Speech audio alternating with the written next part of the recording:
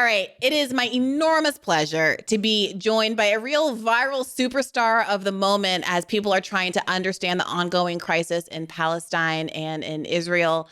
Marc Lamont Hill, you know him as the host of Upfront on Al Jazeera, also of a show on The Griot, author of many books, some of which we've discussed on this show already, including Progressive But for Palestine.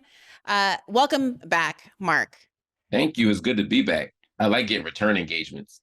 Well, look, I'm sure everyone's clamoring for you because you've had a number of viral interviews. One that I found to be particularly interesting was your engagement with the spokesperson from Hamas, which is not someone that we are hearing from very often. But you should first just note the one that went super viral was the one with the former Israeli defense minister. Was that what? Foreign minister? Yeah, foreign minister. Yep. Danny Ayalon. Danny Ayalon, you really pressed him on the specific question of whether or not Israel's conduct amounted to collective punishment. And I haven't seen many, if any, other instances of people who were at one time or currently spokespersons for Israel really being questioned specifically and forced to answer specifically on this question of whether or not any of Israel's actions are disproportionate or themselves violations of international law. Secretary General of the UN, Antonio Guterres, said that he was deeply distressed by Israel's announcement of a siege on the Gaza Strip. He said that the humanitarian situation, quote, will only deteriorate exponentially and that crucial life-saving supplies, including fuel, food, and water, must be allowed into Gaza. So the UN is saying you must do this. You are saying you're not going to do this. How do you... No, we're not saying that. He's saying doing it immediately. What I'm saying is what you're doing. No. He's saying doing it immediately. I got you. I'll tell you exactly what we're saying. I'm saying we will do everything for the Gazan people. Once and now we demand immediate surrender, unconditional surrender of Hamas. If Hamas people come out with their hands up and clear their weapons, believe me, everything will be restored to Gaza. It is Hamas in Hamas hands. Now I understand.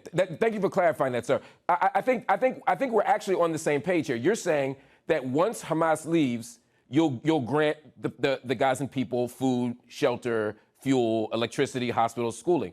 And if they don't, and if Hamas doesn't leave, then they'll continue to starve and die in hospitals. You are defining for the international community right now collective punishment. You're saying until Hamas acts differently, the 2 million people in Gaza are going to be treated this way. And once Hamas acts differently, these 2 million people in Gaza will be treated better. That is exactly what collective punishment is. You're holding them accountable for the actions of others. That is the definition, the textbook definition of collective punishment, sir. Now, you may accept that that's what you want to do, but this is absolutely a contravention of international law. Well, I'll tell you exactly. No, had we pushed them to the wall, we're not pushing them to the wall. We want to open a humanitarian corridor so they can leave. But if Hamas, so that who can leave? Citizens? You're saying civilians can leave, but only through the Rafah border, correct? At this point, yes. So they can't come. Where else? Your country. They can come into Israel. I'm telling you one more thing I want to say. I want you to address that point. Don't just smile, sir, respectfully. You're saying you're making a corridor. They can go to Egypt. You're bombing them. You say you want to save them, but they can't come in. First of all, I'm not smiling. I'm crying in my heart. I'm crying in my heart for all the butchery of thousands of Israelis. Why do you think the world is with us? Why do you think the world is wise? All the international media was there. So don't talk to me about collective punishment. Don't talk to me about humanitarian. These are new rules of the game.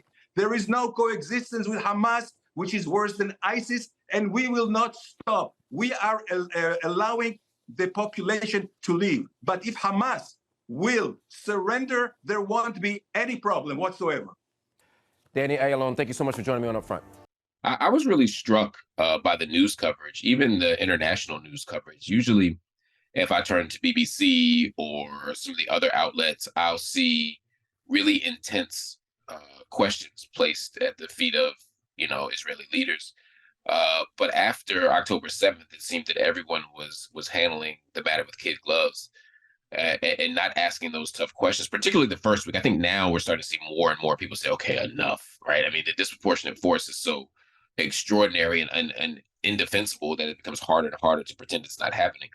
But on October 14th, October 10th, it was very difficult to get those kinds of responses. And I'll be honest with you, I was shocked that he was as forthcoming. It was almost as if he was honest in spite of himself. Mm. And I was very happy. Initially, I was trying to get a field general and someone who's actively part of the Israeli army. I know that's the defense force, but like every other country, they have an army that engages in offensive action. And they canceled. And then they said, well, we get someone else. And they canceled. And after a while, it was very clear as the power was about to be cut off from the hospital, Shifa hospital, that they weren't going to give us anybody. But then Danny Ayalon came on, and he served under Netanyahu. So he's a very specific set of experiences. And I was just happy that I had the opportunity to ask those questions.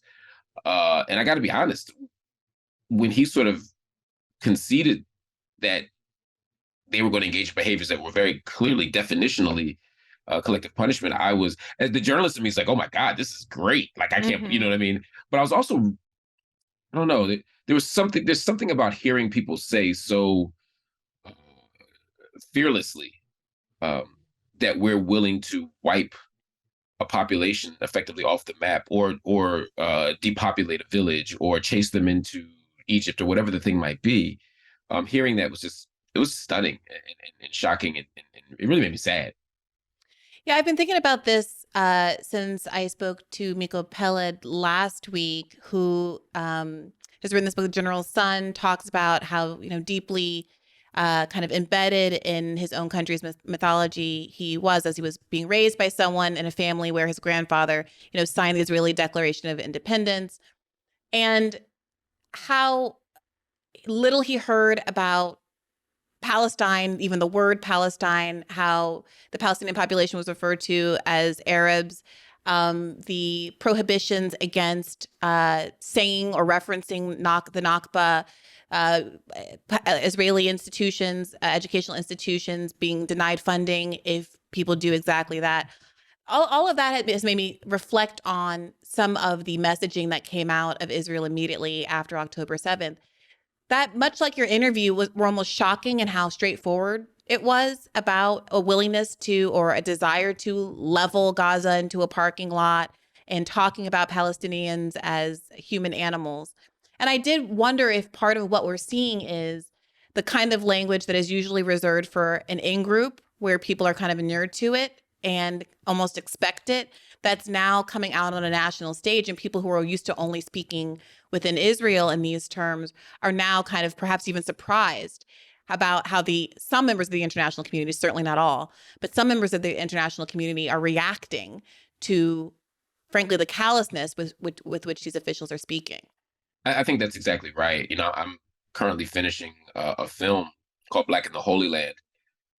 And with that film, I've been paying a lot of attention to Knesset members, other members of the Israeli government, as they talk about Ethiopians, the Beit Israel population, even more so as they talk about what they call the infiltrators, what the rest of the world will call refugees, and the asylum seekers, and saying that they're rapists, saying that they're subhuman, saying that they are violent by nature, calling them using the Hebrew word kushi, which is effectively nigger.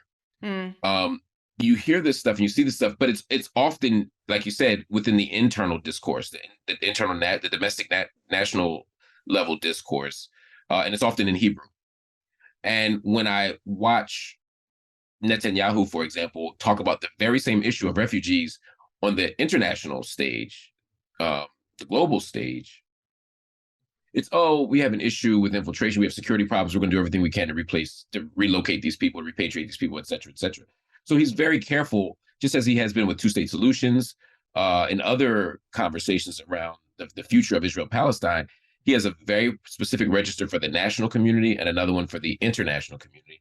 And I think, to your point, many of the other members of the government aren't necessarily in conversation with the global community. And so that sophistication and nuance is there. And at a moment of national panic and rage, there's not even a desire to put on a front. There's not even a desire to pretend that, they're going to move according to international law or with basic humanistic principles, or that they even see Palestinians as human to begin with.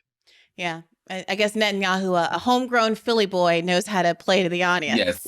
Cheltenham, not Philadelphia. I will not allow. Sorry, I Yes. forgot you're also a Philly guy. I don't want Yes. to put that on you, Mark. He is a solid mile and a half outside of Philadelphia. It's a big mile. He went to Cheltenham High School. Okay, but is he rooting for the Phillies and the Eagles right now? I hope not. He seems much more like a Dallas Cowboys kind of guy. I heard you bring that up on the Breakfast Club interview, which is another one I really want to. My mother actually said to me before I recorded today, she said, make sure Mark knows how much we appreciate his voice out there and what an amazing job he did in that space in particular, because it's a huge audience of people who might not necessarily be, I mean, it's not a news show per se. And so your ability, I think, to break down issues that we have been told for so long are too complex for anyone normal to understand. Right, in a way that was so people. Accessible. Yes. And I think they asked you good questions that got to the root of, I think, what a lot of Americans who aren't that plugged in might be wondering, even if they might seem a little, not the question you would get in a left space where people already basically agree, but that's exactly the kind of questions that needed to be asked, and you handled it all very beautifully. Well, thank you. I do want to get back to this very fascinating interview with the Hamas spokesperson. First of all, how did you get that interview? I have a very resourceful, well-connected team. That's the best I could say about that. Okay. So, but it's not the case that they have like a web page that says press contact information.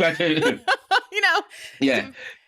No, Osama Hamdan definitely did not have, I didn't go to his URL. But, okay. I'm not convinced that they're unwilling to talk to these other networks. It seems to me that other corporate media outlets have made a decision that they don't want to be in conversation with them. And part of why is because they've decided to frame them as a terrorist network. And when you have Netanyahu and others saying that they're no different than Daesh, that they're no different than ISIS, then it becomes, you wouldn't do an exclusive with ISIS on CNN, so they're not going to do one with Hamas. Again, it's part of a broader project, I think, of framing Hamas not as a government organization, even if you think that what happened on October 7th was an act of terrorism, by framing them as a terrorist organization rather than a government, rather than a democratically elected government and or political party, it makes it easy to avoid political and diplomatic solutions. And so I think it's less that they're that inaccessible and more that the media wants to frame them like they're in a cave, in some desert, committing acts of terrorism, because it plays into these Orientalist narratives of who they are and who Palestinians, who Arabs more broadly are. Yeah, you asked him, among other things, what the kind of expected political goals were of the October 7th attack. And given the foreseeable likelihood that Israel was going to respond disproportionately at great cost to Palestinian civilians, what their end goals were and whether he thought it was worth it. And if I recall correctly, he basically answered, well, that's a good question. Yes. Let's talk about the Israeli response to the Hamas attack, which has been horrific.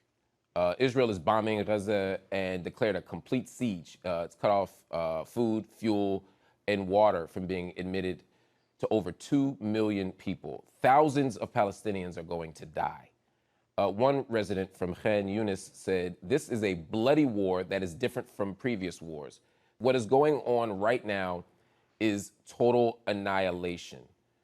We see this horrific response by the Israeli government. My question for you is, have the actions of Hamas over the past week made things worse for Palestinians on the ground?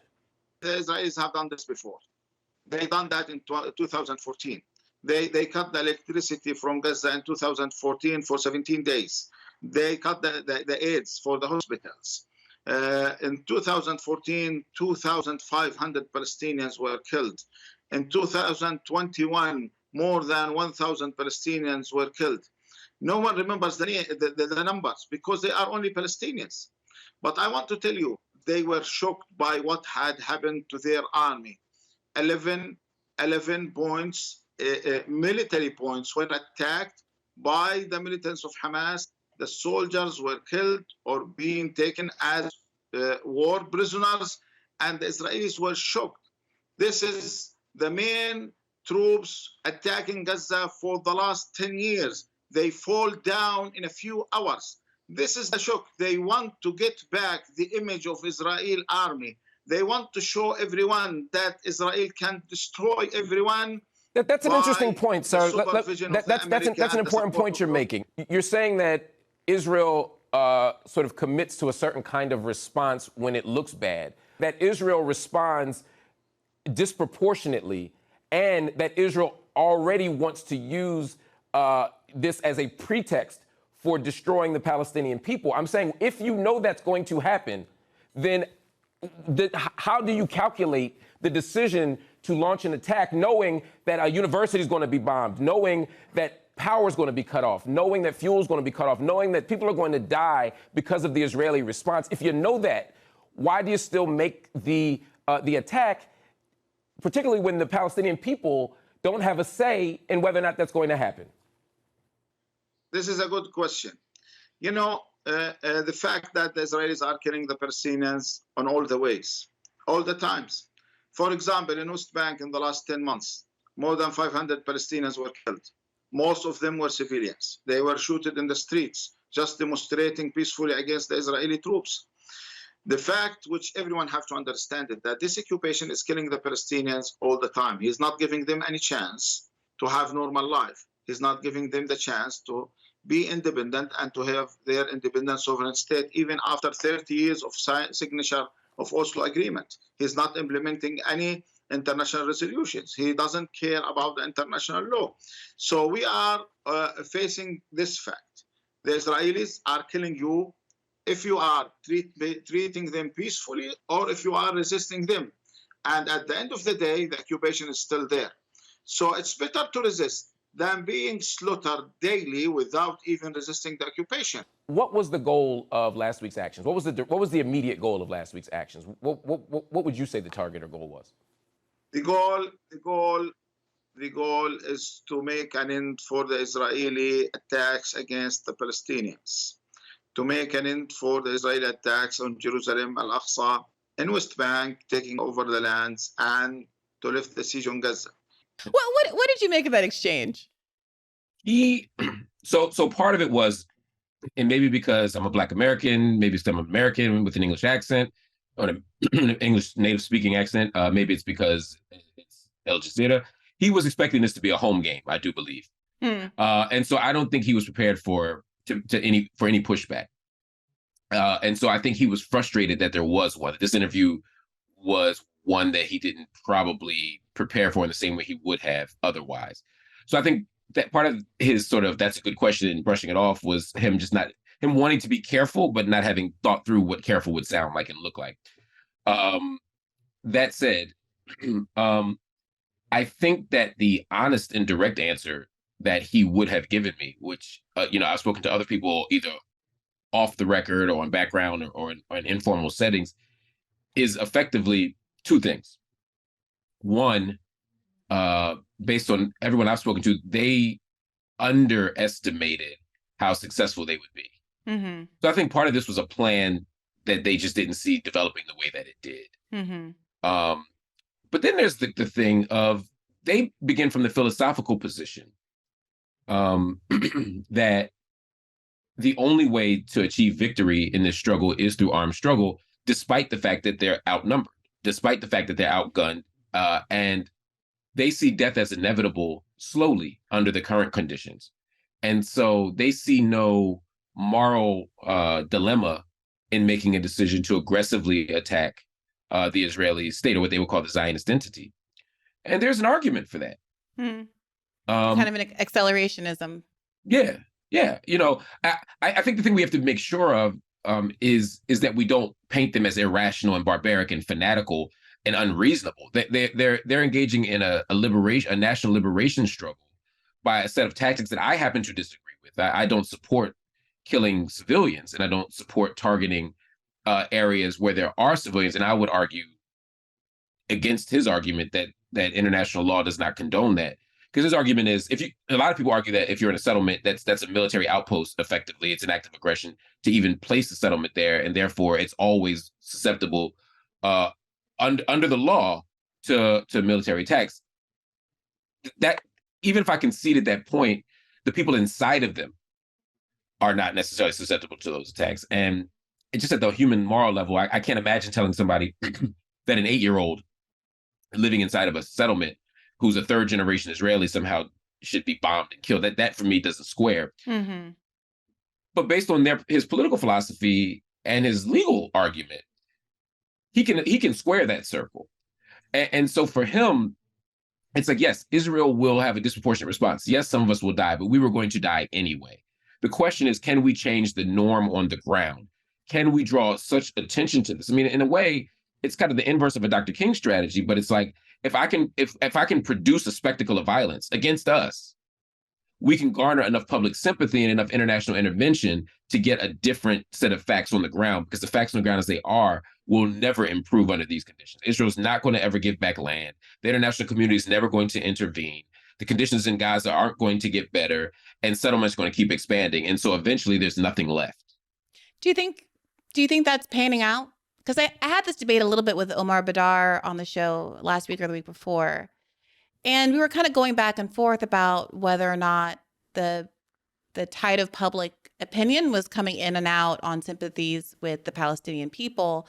My feeling, this was earlier in the crisis, and my feeling was, despite all of the kind of very public condemnations of the events of 10/7 and all of the demands for additional condemnations and the kind of witch hunt to get everybody on the record and only focus on the horror of what those Israeli civilians experienced, to the exclusion of any conversation about Palestinians. Remember, there was that classic clip of, I think, the BBC interview where a reporter asked, well, what about the Palestinian children? And she was like, how dare you? Aren't you a mother? Right. You know? Right. So in the middle of all of that, I can understand why you might think, well, no, public opinion is solidly with Israel. But I got to say, polls since then suggest that 66% of Americans are at very least in support of a ceasefire. And among younger Americans in particular, and you see this evidenced in the enormous outpouring of protests over the weekend, 100,000 in London, that the tide has turned. Where do you think public opinion is now? I still think public opinion is with Israel. In 2014, after Operation Protective Edge, people saw the disproportionality of the Israeli response to rockets. And I felt like people were like, okay, I don't fully know what's going on, but that's wrong. Mm-hmm. I think people are very clear in general that I see and talk to, that Israel's response, once again, is disproportionate and unacceptable. But the horror of October 7th for people, and the way that has been talked about, has made it easier for people to accept a certain amount of disproportionality from Israel in a different way. I think that it's kind of that post 9/11 bloodlust, mm-hmm. where it's like, okay, this is going to be the pretext for a whole lot of stuff for a while. And so I think Hamas, and also they didn't just tell the story, they put sauce on it, right? Dozens of beheaded babies, mass rapes. I mean, they told a story that framed Hamas again as barbaric, as uncivilized, not just as people who did something that we may not agree with ethically or morally and that we find indefensible, but people who literally are not human. And then with them not being in the media, with them not being able to represent themselves in any kind of way, I think it's very easy for people to be like, well, they're not exactly people. Like, I think only now, because of social media, are we starting to see a little bit of outrage. Even Obama's statement. What did you make of Obama's statement? I wasn't disappointed, just simply because I don't expect much. Mm-hmm. Fair. From a president who is writing a statement about his former vice president within a nation state that has zero daylight, shoulder to shoulder with Israel, I thought it was the closest thing you're going to get to a critique of Israeli statecraft That said, it was an awful statement, to be clear. I don't, you know, So when you say it was closest, you're going to get to a critique. You mean like there was an acknowledgement of illegal settlements? illegal settlements, and also saying, he said, we have to be careful of how we respond. He's basically saying Israel has a right to do this, but like, we got to be careful. We can't overdo it. Yeah, but that is in and of itself the central contradiction, right? The phrase Israel has a right to defend itself is almost a non sequitur at this point, because how could you characterize what's being done over the last 2 weeks with 5,000 dead, 2,000 of those being children? They're lifting a baby's body out of the rubble over the weekend who happens to be the second cousin of a former sitting Congress member. And you're still not getting a certain level of outrage, getting people in Congress saying thoughts and prayers, but not signing on to the ceasefire bill that a bunch of progressives put forward. Right. I mean, it's a really interesting tension. And I can't help but feel like that fundamental contradiction is being driven forward. You are having people having conversations about what it means for Israel to have the right to, quote, exist in its current form as an apartheid state that I cannot at all imagine happening even 6 months ago, much less a year or two ago. I think that's true too. We're beginning to have that conversation, but the only way to have it is with the addendum that you just added, right? Which is in its current state. Yeah. Since the 1980s, the late 70s, but really the early 80s. I'm thinking about this op-ed by Abba Eban in the New York Times. I think I can't remember what year, but early 80s, where he was talking about the right to exist. And that's kind of one of the first moments in the public discourse where we saw the right to exist discourse emerge. And it became a very important strategic tool that made it seem as if all other nation states had a right to exist that had been affirmed. And only this one sole nation in the middle of this terrible neighborhood is having its right to existence questioned or challenged, when in fact, no one says Saudi Arabia has a right to exist as a monarchy, or America has a right to exist as a constitutional republic, or whatever the thing is, right? After 1967 war, there were two UN resolutions, 242 and 338, one to stop for a ceasefire, and two to acknowledge the territorial integrity of Israel. That is recognizing its right to exist. What it's not doing is recognizing its right to exist as a Jewish state. Mm-hmm. And what they're really saying is, do we have a right to exist as a Jewish state? I.e., do we have a right to exist as a state that is not a state of all of its citizens? Do we have a right to have different levels of access and resources and different conceptions of citizenship deployed based on whether or not you fit the ideals and you embody the kind of the specific ethno-national cultural imagination and national imagination that we have? That's what they're really saying. And now, as 18 human rights organizations come out over the past year and say, hey, wait a minute, this is an apartheid state, now people understand what it means. I did an interview with a reporter from a very major national newspaper today. And he said, wait, so you are an anti-Zionist? And I said, absolutely. And I went to the whole Zionism isn't Jewishness thing. And he said, wait, so then, but just be clear. Does Israel have a right to exist?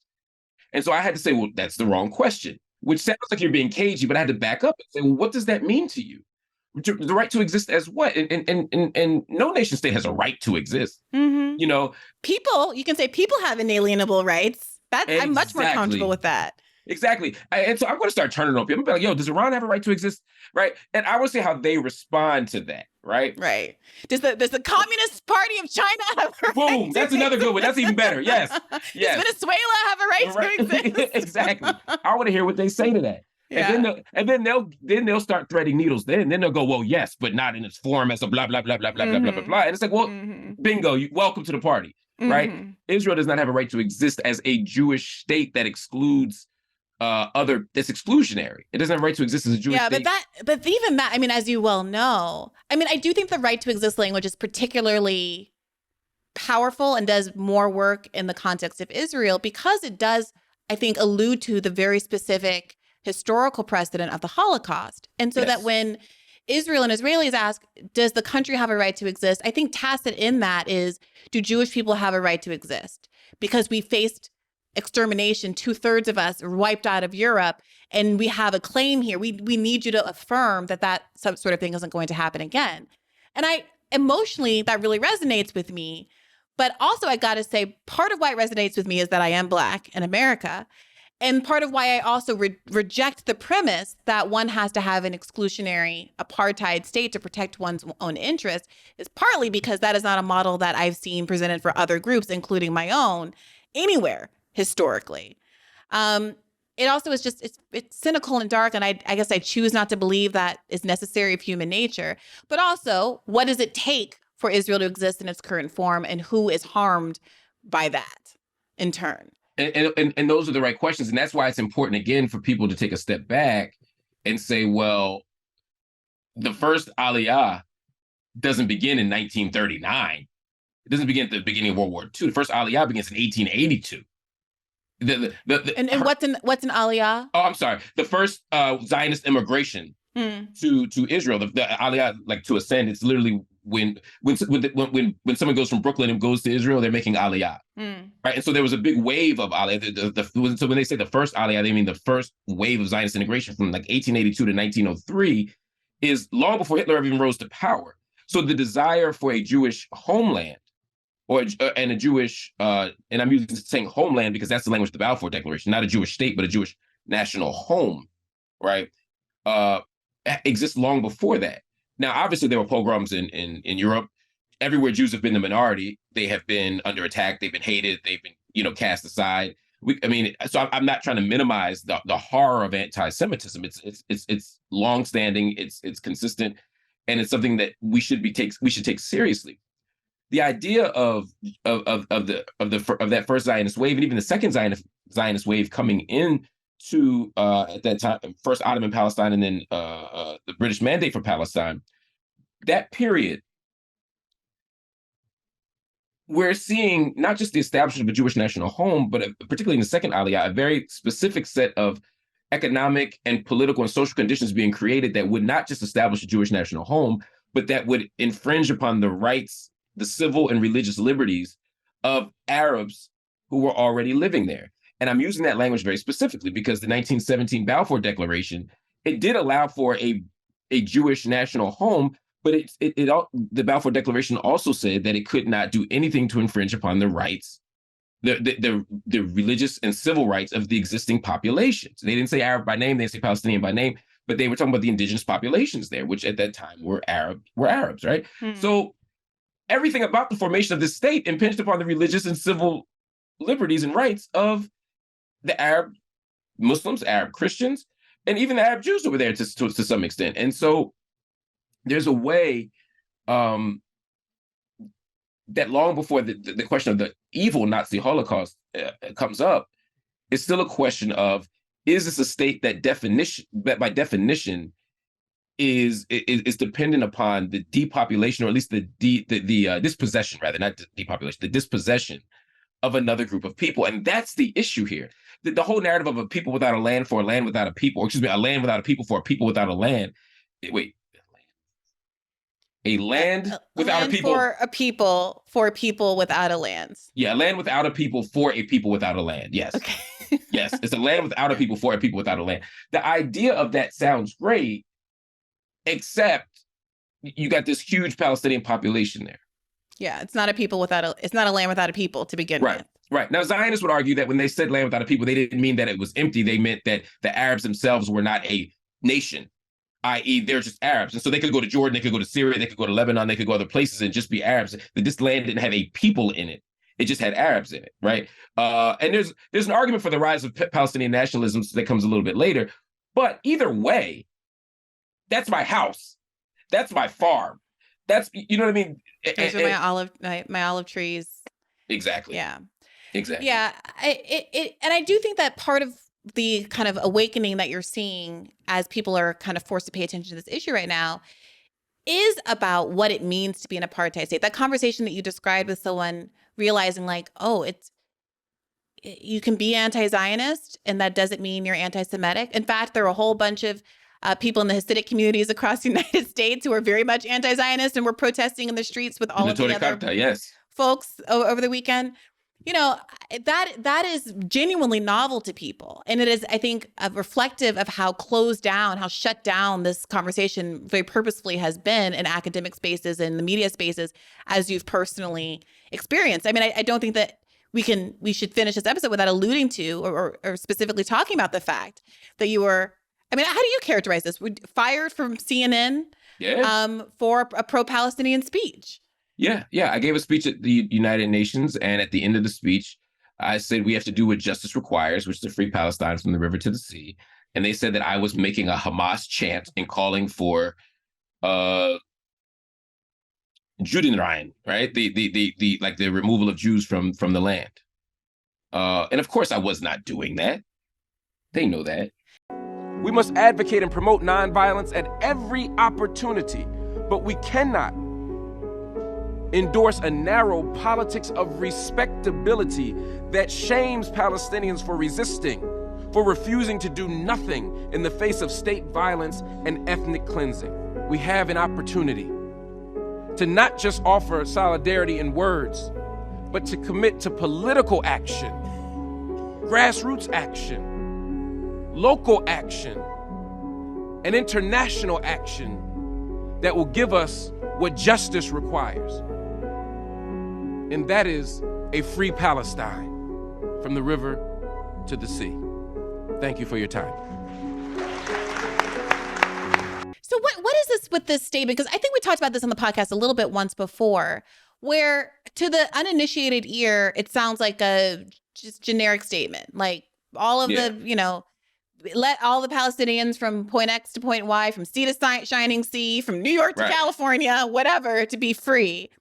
But there are people who, and I saw this characterized in a mainstream publication recently. There was just like this injection into it, or like it was a presumed statement injected that said like, this statement is interpreted by most Jews in America as being anti-Semitic in nature. What's implicit in that, again, I think, is this idea that if Palestinians are free, if they're able to live side by side with Israelis, that means that there will not be a Jewish state, because there is this demographic game where Arabs outnumber Palestinians in the area, Jewish people in the area, Israelis in the area. And that therefore, if Jewish people can't maintain a Jewish state, then they will not be safe. And so the genocidal implication is, I think, rammed into that phrase. Do you think that's what's going on there? Well, there's two things, right? I mean, the people who were critical of me would argue that I was echoing a specific chant from Hamas, who was saying after when they're formed in 1987, who were saying that we don't support a two-state solution, right? We're a liberation organization, and we want all of historic Palestine to be returned to the Palestinian people, which was, frankly, the default position of the Arab world between 1948 and 1967, right? It was that all of historic Palestine would return to Arabs, which is why East Jerusalem, that's why the West Bank was under Jordanian control, and people weren't clamoring, weren't demanding. That's why people don't respond to the Jordanian occupation the way they respond to the Israeli occupation, right? Because they didn't recognize Israel, and they were planning on returning the land, right? Or that was the default position of the Arab world. That said, and when Hamas says, min al-nahr ila al-bahr, or from the river to the sea, for them, the argument is, if they're calling for all of the land to come back, then that has to mean that all Jews are being pushed into the sea, that all Jews must be killed in order for this to happen. That's their analysis of Hamas. Now, when I made the case, when I say from free Palestine from the river to the sea, I wasn't echoing the Hamas charter.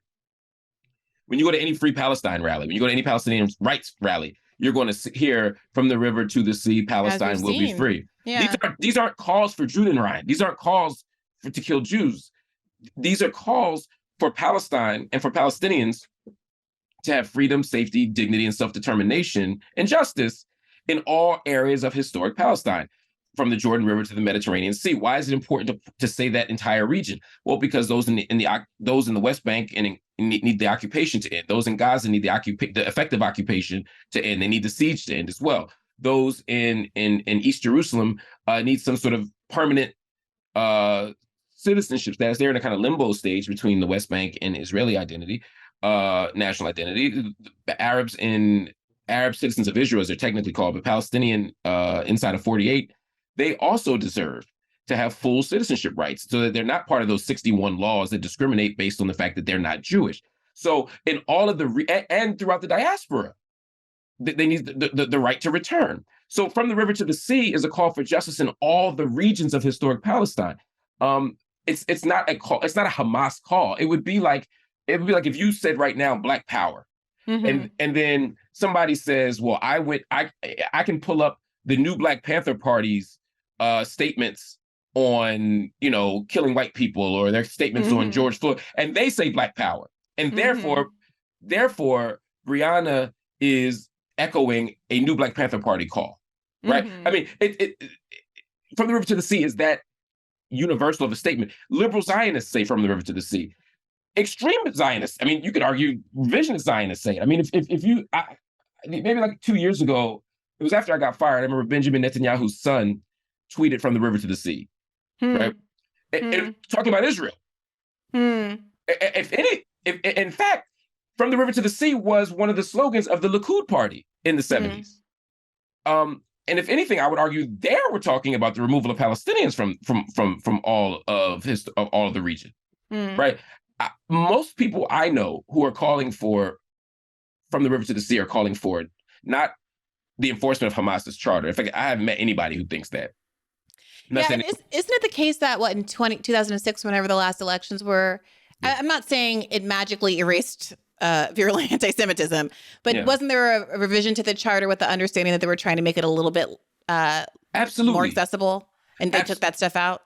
Absolutely. That's why people always go to the initial charter when they talk about Hamas. They don't talk about the current statement. Hamas is also willing to bend on other things, but you got to remember, after the election of 2006, you also saw the attempt to form a unity government between Fatah and Hamas. What happens? Well, the PA, Israel, the United States, there were a lot of people who had a vested interest, one, in not honoring the democratic election of Hamas, and two, not allowing for the formation of a unity government. And so Hamas in many ways was isolated from the beginning, not making excuses for Hamas. Again, I don't support Hamas. I have to say that at least every 4 or 5 minutes. But as people cherry pick parts of the interview, they can't cut around it, But I don't support Hamas. At the same time that I don't support Hamas, I also understand what happens when you take away people's political options and you isolate them. Yeah. Well, speaking of this river to the sea, the balkanized nature of Palestine at this point, it has been interesting to me to hear Biden started to really double down on a two-state solution. And I heard you asked this on the Breakfast Club, and you said, first and foremost, I defer to what the interests and desires of the Palestinian people are, but that you remain skeptical that a two-state solution is a solution. And I want to ask you more about that. Is it simply because of the nature of all of the settlements in the West Bank and the non-contiguous nature of Palestine that you just don't think it's likely that enough land would be ceded back to make something that could credibly stand and reasonably stand as a Palestinian state? Or is there some other reason? Do you think that we should be fundamentally kind of skeptical of the nature of a apartheid theocratic state of Israel, regardless of what's going on with Palestinians or Palestinian state? It's a little bit of both, right? And although I wouldn't call Israel theocratic, right? I think it's an ethnocentric, ethno-nationalist project, but it's a secular one, and I don't think it's not driven by halakha. It's not driven by Jewish law as such. I just want to be fair, Sure, that's fair. Even right of return policy, immigration policy is more broad than that. It's politicized in ways that are interesting for the interest of the demographic integrity of the state. That said, there's the pragmatic reason why I don't support it, right? Or I'm not optimistic about it, rather. And it's right. It's settlement expansion. Well, first, it's the fact that Israeli leaders, when given an opportunity, I mean, it's fascinating to watch Benjamin Netanyahu on the campaign trail. I've had over a decade to watch him on the campaign trail. I remember covering him at HuffPost, and he would say, while running for election, particularly in Hebrew, we'll never have a two-state solution. I'm never going to allow it to happen. And then he'd go to the national community or speak in English, international community, speak in English, and say, we're going to keep fighting for a two-state solution as long as I have a willing partner in Mahmoud Abbas, or before that, they'd said about Arafat. And so I don't think there's a good faith effort. But beyond what they say, it's what they do. And by they, I mean the state. Settlements keep growing. They keep expanding against every declaration by international communities that this is illegal and wrong. And so I keep using the example, and I think I gave it on the Breakfast Club. If we keep debating how to slice a pizza, and I keep eating slices as we debate it, then at some point there's nothing left. And I worry about that. After Oslo, the Oslo Accords did not create the sort of geographic or political conditions for a two-state solution, because what you have are Palestinians in the West Bank who are divided into separate Bantustans, effectively, over 200. And then you have Gaza, which is caged and under effective Israeli control. The narrative that Israel left Gaza in 2005 is simply inaccurate. They simply redeployed their troops around the border. So between those two things, no, I don't think there's the will or the desire for that to happen. Why wouldn't Netanyahu, even domestically, what is the advantage of not wanting a two-state solution? Because at some point it does seem, one of the things that came out of the interview with the Hamas representative, he said one of the goals or the constructive outcomes of this is making Israel realize that the status quo doesn't keep them safe. They are not safe under the status quo. And,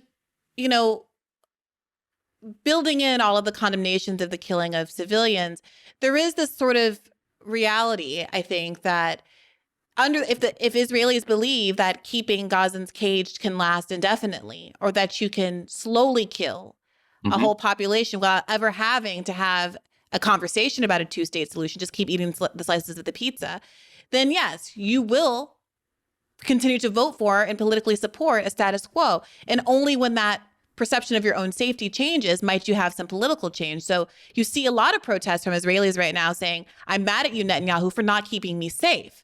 And it's obviously, I would never design or wish for it to have to come to an attack like on October 7th for that to be the case. But you can kind of start to see the strategy behind what the Hamas representative was saying, that busting the bubble of our kind of us playing our respective roles, you being safe and happy in Israel and me being in this open air prison, helps you to have to reassess the risk benefits here of actually giving me a two-state solution or a fully integrated one-state solution.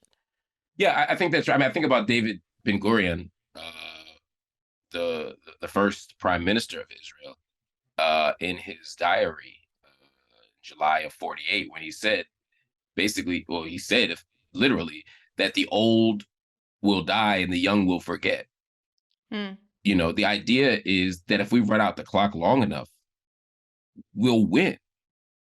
And holding on to a status quo, stretching out negotiations, convincing the international world that Palestinians are just intransigent and stubborn and they don't actually want peace, will allow them to continue to occupy so much land, so much space that, as Netanyahu has said many times before, that now we can't go by history. We have to look at the facts on the ground. And the facts on the ground are that we've occupied the West Bank. The facts on the ground are that 60% of the West Bank is Area C, which is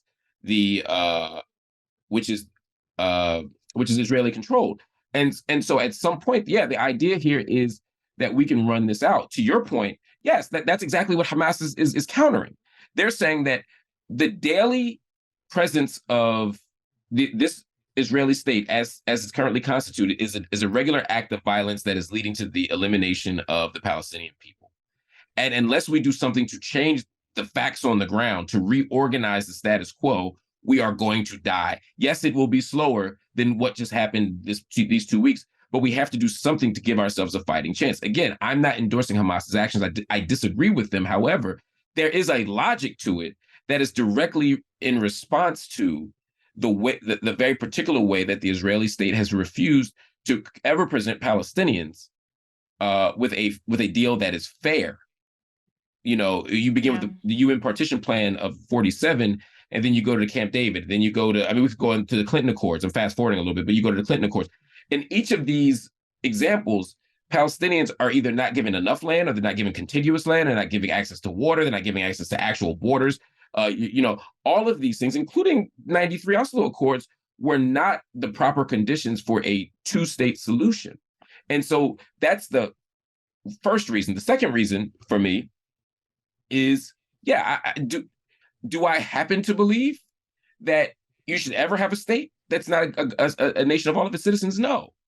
And it's not because they're Jewish. I would say the same thing about an Islamic state. Saudi Arabia doesn't have a right to exist as an Islamic monarchy. You know, Iran doesn't either.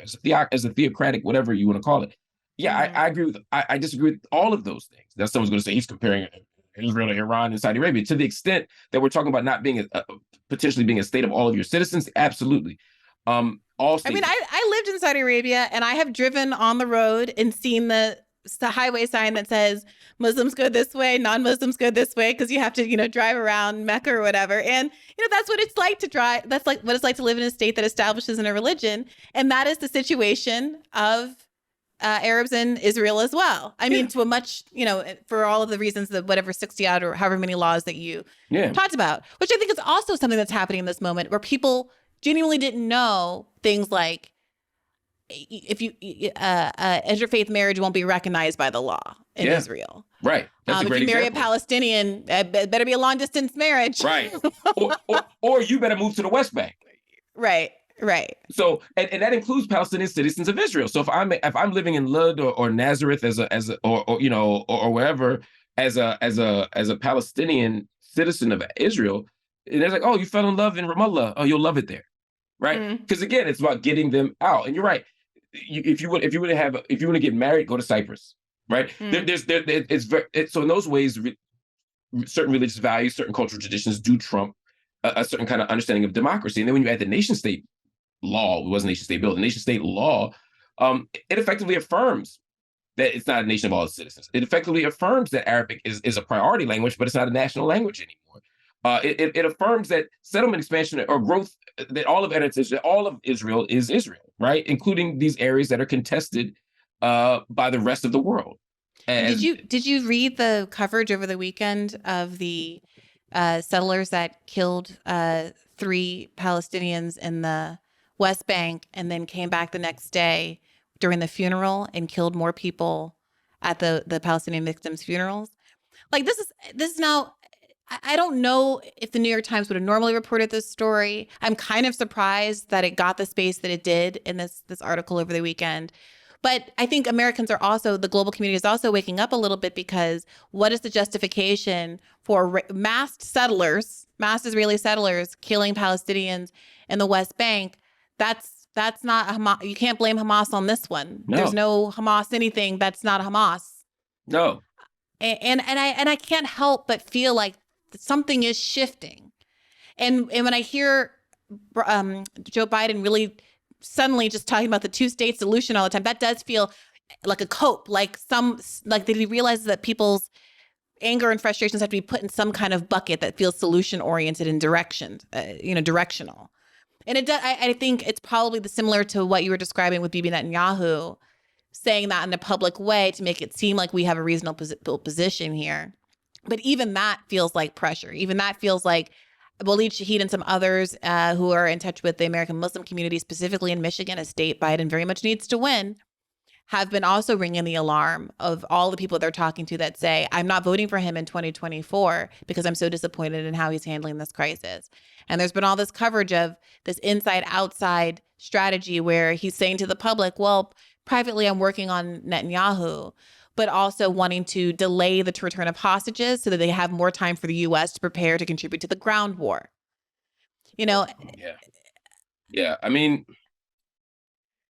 the language of two-state solution that's coming out of Biden's mouth right now, for me, does not promote or prompt any kind of increased optimism, or it doesn't.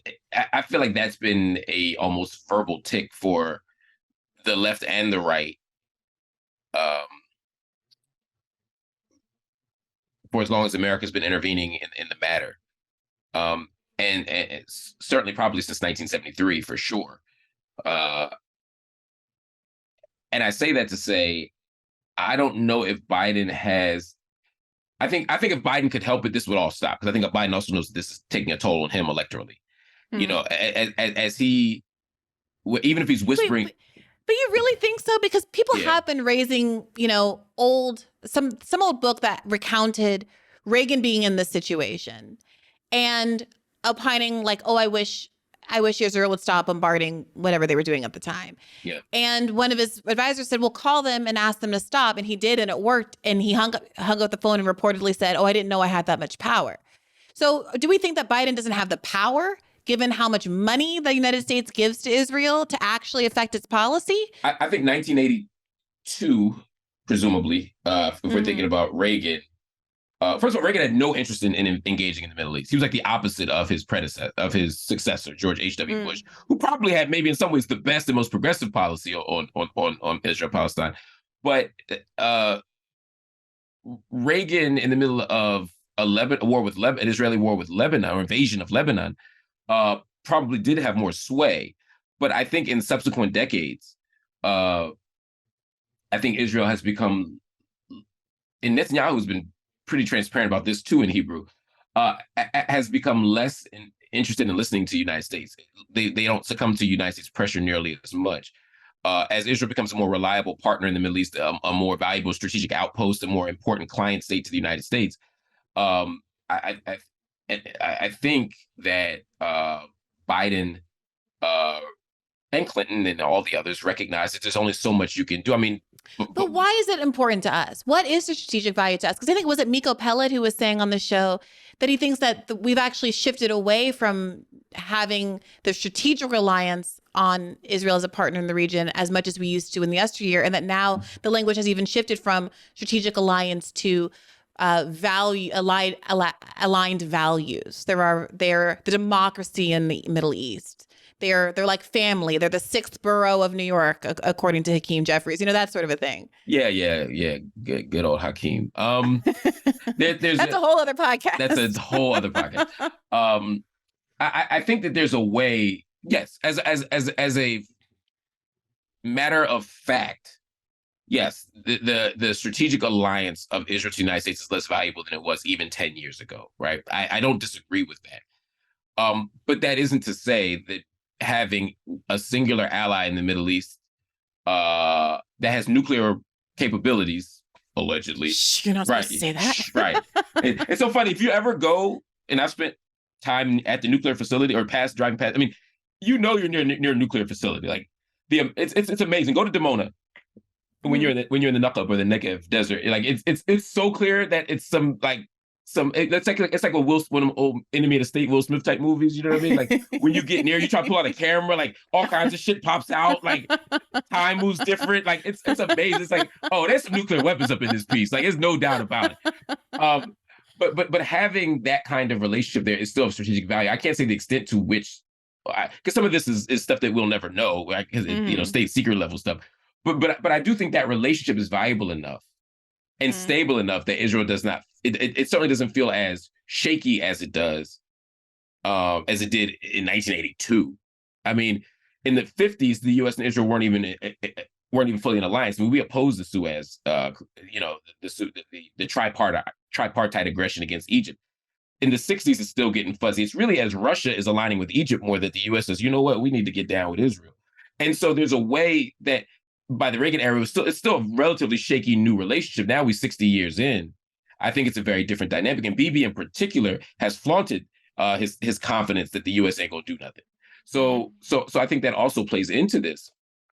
But the electoral cost I'm saying for Biden is less that and more that I think that as people watch Biden do nothing in the face of this relentless disproportionate assault by Israel on Gaza in response to the equally indefensible Hamas attacks, there's a way that I think the left, whatever that is becoming increasingly disillusioned. And there's a pragmatism that we were all taught to accept and just look, we can't do more Trump. You got it. I mean, come on, Go blue no matter who, baby. Exactly. And now it's like, even this, and I'm looking on Twitter and I'm watching people say, wait a minute, this is happening and I still just got to choose this guy? Like, at what point do my values get to matter? Right? And I'm not sure that those people go out and vote DeSantis or Trump or Nikki Haley or whoever, but I think it will make them stay home. They might stay home. They yeah, will I think we might have home. unprecedentedly low turnout in 2024. That's what I'm my saying. bet. I am worried that you are correct. And I think that this is just another factor in that, because I'm watching a bunch of disillusioned young folk in particular who are like, what the F is going on here? Like, what is this? So that's my concern. And you can say, look, we'd love a two-state solution. This is the last thing I wanted to say. But part of what they've done is create the conditions where they can once again say, we'd love a two-state solution if only we had a partner. But the Palestinians chose Hamas. It's Hillary Clinton's AIPAC speech, right? They could have chose paradise and they chose Hamas. Well, now we have, mainstream papers reporting on the link with Benjamin Netanyahu's Pied Pipering of Hamas and his choice to push Hamas into primacy so that he would have this exact plan. Yep. And an excuse to turn Gaza into a desert when Hamas inevitably attacks Israel. Yeah. And so here we are. And we'll see where this goes. I know that you have to go, Mark. I so appreciate your time. This has been incredible. No, you too. And we got to talk about, next time I come, we got to talk about our good friend Norm Finkelstein. I enjoy it. I love his analysis of Gaza. I learn a great deal from him. I read all of his books, including the one that you have in the background there, the Gaza book. Yes. I just want to know why he called, but some of his critiques of Ibram Kendi, I think, I would love to come on with him. Let's do that. Let's set that date. Please, seriously. Let's the three of us get together. I would love that, because we need to have a serious, as Norm would say, very serious conversation about Ibram. I'm already, my fingers are itching to type the email because I'm so excited about that prospect. We'll make sure we all have a good amount of time blocked off so everybody can say their full truths. Yep. And I think that could be a very rich conversation. All right. Mark, where can the people find you? They can find all my social media sites are just at Marc Lamont Hill, but I would like people to also go to my YouTube channel, which I have just launched, so that I can have all of my more nuanced analyses of everything from Palestine to prison abolition to anti-racism and HBCUs. And you can go to, I think it's at Marc Lamont Hill Official on YouTube. You can find the page, and please subscribe, because as you know, and I'm learning, these platforms, particularly left-wing platforms, thrive when people support us. Yes, absolutely. And with all the cancellations afoot and all the cancel culture warriors suddenly turning tail and no longer caring about cancellation, and now that it's about Palestinian rights. That's why I wrote except for Palestine. Except for Palestine.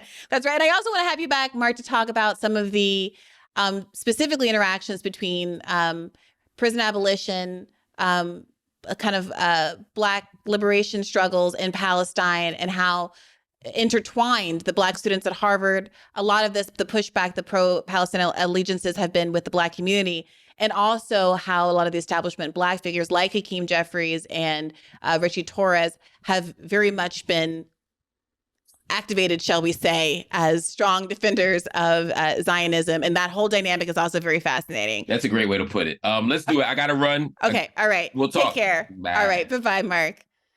And thanks to you, all of our listeners, for staying around for this amazing episode. If you want more of this content, remember that you can subscribe for $5 a month at patreon.com/badfaithpodcast for Monday episodes in addition to your Thursday free episode. And don't forget, there are now hundreds of episodes in the Bad Faith backlog that you can have access to if you subscribe. I really do appreciate your support, given all that's going on with corporate media and how unsteady everybody's platforms are there these days. So thank you for that. I really do appreciate it. To those of you who already subscribe, take care of yourselves and keep the faith. Hey YouTube, thanks for watching. Just a reminder that this is a podcast. You can catch an extra premium episode every Monday for $5 a month at patreon.com/badfaithpodcast. That's patreon.com/badfaithpodcast for $5 a month, an extra episode every week. Additionally, please do consider liking this video, subscribing to this channel. It helps us out. It helps independent media beat the algorithm. We appreciate you. And as always, keep the faith.